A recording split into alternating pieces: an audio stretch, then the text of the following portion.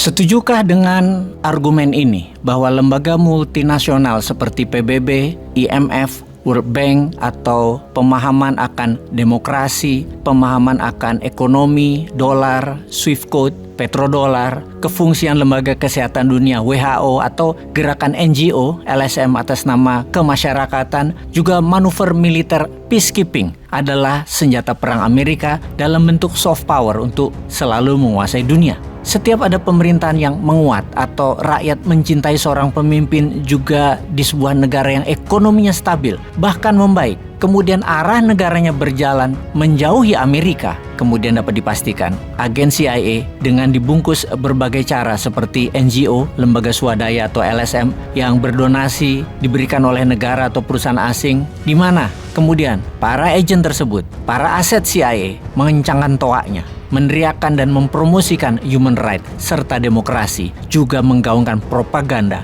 anti sebuah pemerintahan dilakukan. Biasanya mereka pro-oposisi agar mengganti rezim yang tren pemerintahannya adalah menjauh dari Amerika. Benarkah begitu pemahamannya? Kalau saya katakan informasi ini Bosman dapat dari seorang agen Amerika, mantan CIA spy, beliau yang mengatakan semua ini dengan rinci. Percayakah Anda bahwa misinya sebagai agen di sebuah wilayah atau negara lain adalah untuk menganulir setiap gerakan yang akan membelokkan sebuah pemerintahan atau negara dari ketaatan mereka ke Amerika, dari ketaatan mereka ke dolar, dari ketaatan mereka pada barang dan perusahaan Amerika? Sekali lagi, percayakah Anda? Atau sudah demikian tipisnya pemahaman bela negara sehingga tidak ngeh buat tersering atas nama demokrasi, in the name of democration, dipakai untuk menggoyang pemerintahan yang stabil adalah ulah Amerika? Kita perdalam. Apa kesamaan pemerintah yang menentang hegemoni Amerika?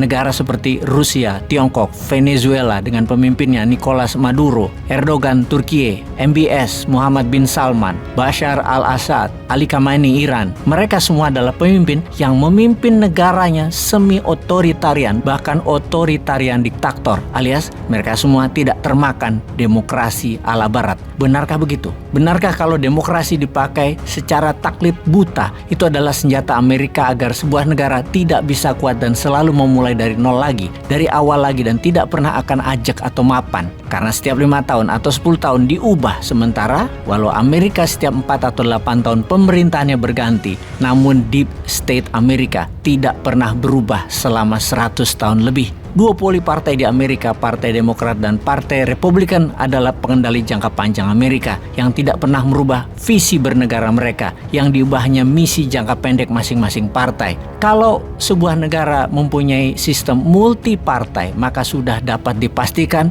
negara itu tidak akan pernah ajak atau tidak akan pernah stabil atau tidak akan pernah mapan. Negara yang terbukti akan meningkat ekonominya adalah pemimpinnya visioner, menjabat panjang, dan partainya jumlahnya sedikit. Contoh, Tiongkok dan Meksiko adalah single party country yang sebentar lagi Meksiko akan menjadi negara makmur karena kestabilan ekonominya, walaupun ada drug kartel di sana. Namun drug kartel tadi untuk menyerbu Amerika. Narco warfare dipakai banyak negara Amerika Latin untuk menyerang Amerika dengan narkoba. Kembali ke mantan CIA spy. Kita semua tahu bahwa ada 36 lembaga intelijen di Amerika merupakan bagian dari IC atau Intelligence Community, dan CIA adalah Central Intelligence Agency, adalah hub penghubung semua informasi intelijen dan untuk dijadikan skenario operation. Struktur terbawah dari para agen spy tadi adalah aset atau sumber informasi bagi para spy disebut aset. Semua aset tidak ada yang sadar bahwa mereka adalah aset dari CIA. Aset ini dikelola oleh para handler. Handler adalah posisi field, lapangan terbawah dari spy. Handler adalah officer atau petugas yang mengumpulkan informasi dari para aset. Aset bagi para handler biasanya warga negara asing atau warga negara di suatu wilayah yang mereka akan kumpulkan informasinya, dan sekali lagi kita fokuskan, para aset tidak tahu bahwa mereka adalah aset. Mereka bukan agent, bukan handler, bukan field commander, apapun posisi di lapangan. Aset adalah mereka yang otaknya sudah dimanipulasi tanpa sadar oleh para agent dan para handler. Ketika seorang mantan ex-spy CIA, seorang mantan field commander CIA bahkan, ilmunya pasti sangat luas, pengalamannya dan keterampilannya memanipulasi, mengendalikan aset, dan pemahamannya akan geopolitik sangat mumpuni. Ketika masa dinasnya berakhir sejak zaman Trump berkuasa di tahun 2017, dia si agen balik badan bukan melawan Amerika tapi melawan CIA. Maksudnya bagaimana? Trump merubah CIA, merubah struktur dan operasional CIA yang dibantu sahabatnya Trump yaitu Mike Pompeo. Dan merubahnya ini bagaimana? Anda tahu Wagner kan? PMC, Private Military Company, di mana CIA yang kalau ada operation harus lapor ke Kongres dan lain sebagainya yang panjang dan menyulitkan administrasinya. Maka oleh Trump, untuk membuat cepat, Trump membuat atau memakai Private Intelligence Company. Di tahun 2017, eksodus besar-besaran anggota CIA kemudian membuat perusahaan swasta, dan sejak saat itu Trump dikelilingi oleh intelijen swasta. Teman kita ini hijrah, kemudian dia mendirikan perusahaan intelijen swasta, yang mana dalam diskusinya dia mengatakan demokrasi adalah mainan CIA. Semoga paham. Peace.